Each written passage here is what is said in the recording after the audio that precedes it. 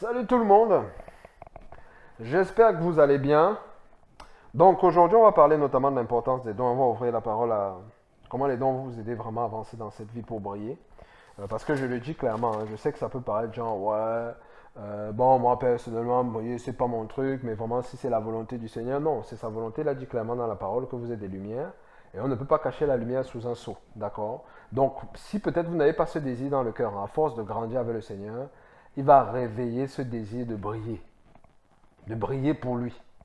D'accord. On dit oui, non, mais moi je suis juste appelé à l'intercession. Quoi? Non, il y a aussi le caractère. Briller par l'amour que vous allez manifester, toutes ces choses-là. Mais il veut briller à travers de vous, il veut faire la différence.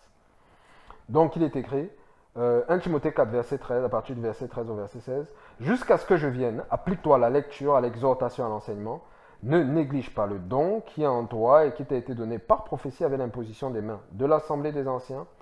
Occupe-toi de ces choses, donne-toi tout entier à elles, 100% bien sûr, afin que tes progrès soient évidents pour tous. Veille sur toi-même et sur ton enseignement. Persévère dans ces choses, je crois, voilà, c'est ça, dans ces choses. Car en agissant ainsi, tu te sauveras toi-même et tu sauveras ceux qui t'écoutent. Oh là là, c'est vraiment trop fort ça. Vous voyez, on a parlé tout à l'heure, quand on fait tout ce qu'on fait, soyons entiers, soyons en 100%, voilà, il en parle. Et il nous fait comprendre qu'à partir du moment où on se concentre sur les talents, les capacités, ce que Dieu nous demande de faire, il nous fait comprendre qu'en montant, on descend, on va progresser. Obligatoire. On va progresser. D'accord? Donc il nous fait comprendre, non seulement on va progresser, mais ça va nous ouvrir les portes. Il dit que ça va nous sauver. Prenons par exemple le cas de Joseph. Joseph était en prison, il avait les dons, voilà, management, révélation de rêve, tout ce qu'il avait là et tout et tout. Mais regardez où ça l'a propulsé. Il est resté en prison, je sais, au moins plus de 10 ans, peut-être 9, je sais pas, mais en tout cas, il était dans l'exil 13 ans. Il était en Égypte pendant 13 ans avant de sortir du prison. Mais on voit que c'est ces choses-là qui l'ont aidé à avancer. Et quand on regarde bien dans la parole, on voit que les chansons l'avaient carrément oublié. Vous voyez? Donc Dieu va se charger. Lui, il sait pourquoi il t'a demandé de te concentrer dessus. Ne te prends pas la tête. Peut-être il n'y a pas de rapport avec le mari. La femme, comment je vais avoir la femme, comment je vais avoir le mari, comment je vais avoir telle chose, si, ça. Lui, il était en prison, hein, donc il était même déjà fermé, d'accord? Il ne sortait pas, donc il bossait. Où est le rapport avec le fait d'avoir une femme? Ne te prends pas la tête. On voit que dès qu'il est sorti, les choses étaient en place. Ça, sur le chemin, on va lire la parole, voilà, Proverbe 8, on va un peu lire. Hein. Concentre-toi sur ce que tu es censé faire. Sur le chemin, tu auras les opportunités, ou bien, voilà, tu auras des opportunités, Dieu se chargera de te positionner, ou bien, voilà, tu seras inspiré d'aller, voilà. Voilà, en tout cas, tu auras ce que tu voudras. Proverbe 8, verset 20 à 21, il est écrit, je marche dans le chemin de la justice, au milieu des sentiers de la droiture, pour donner des biens à ceux qui m'aiment et pour remplir leur trésor. D'accord? Donc la chose est claire. On va voir justement aussi ce qui s'est passé avec Joseph. Regardez.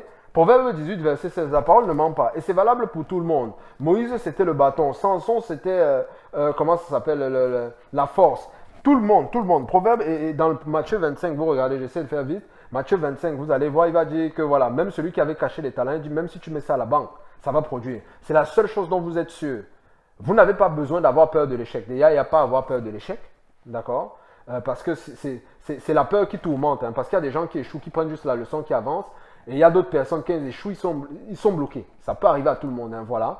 Mais ce n'est pas ça le plus, ce n'est pas l'échec qui est le plus important. C'est quelle est la leçon qu'on tire de là. D'accord? Tout le monde échoue un jour. Voilà, faut qu'on dise les choses telles qu'elles sont.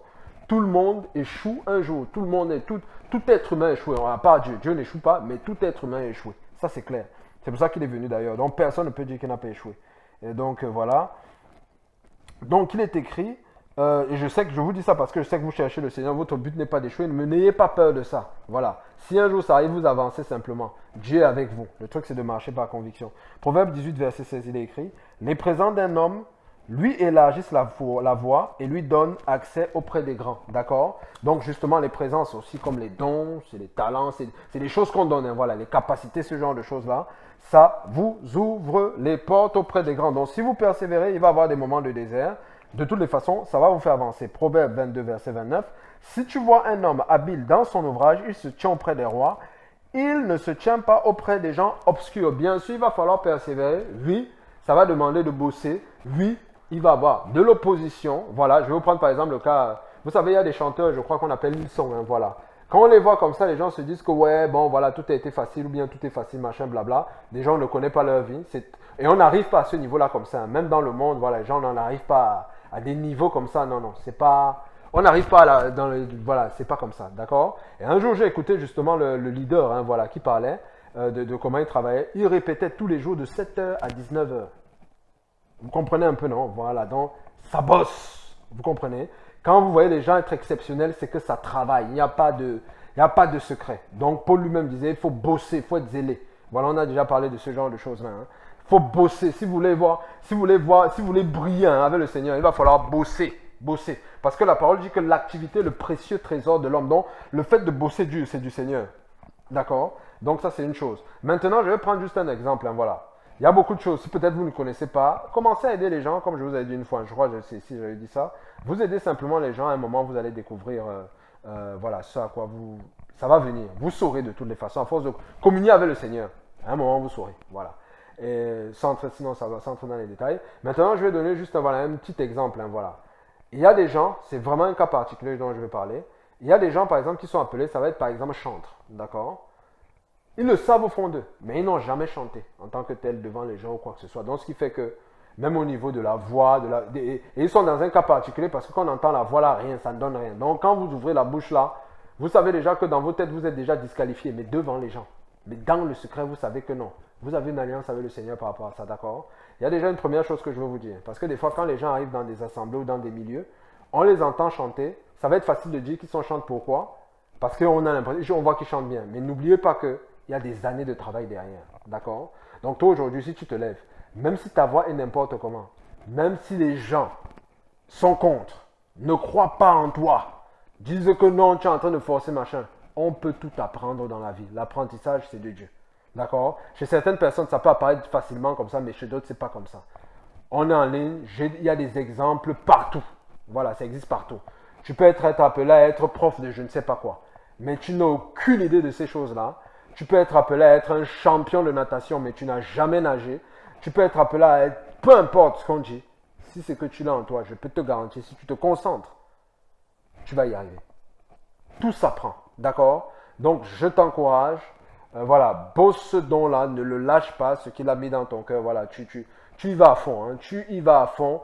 Il y aura de l'opposition. Jésus, ça n'a pas été mieux. Marie a reçu Jésus du Saint-Esprit, mais elle disait que son enfant était taré à un moment, voilà, qu'il était déjà un peu taré. Donc, il faut comprendre, ce n'est pas... Pourtant, c'est Marie, hein, elle-même, elle a eu un enfant, voilà, par le Saint-Esprit. Elle a écouté l'appel. Donc, c'est pas parce les gens ont eu un message te concernant, une parole de connaissance, qui comprennent ce que la parole de connaissance veut dire. Il faut faire très attention.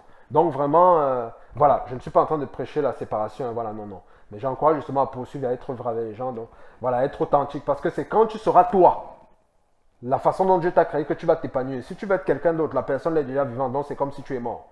Donc, voilà. Donc, porte-toi bien. Allez à la prochaine. Et ciao, ciao.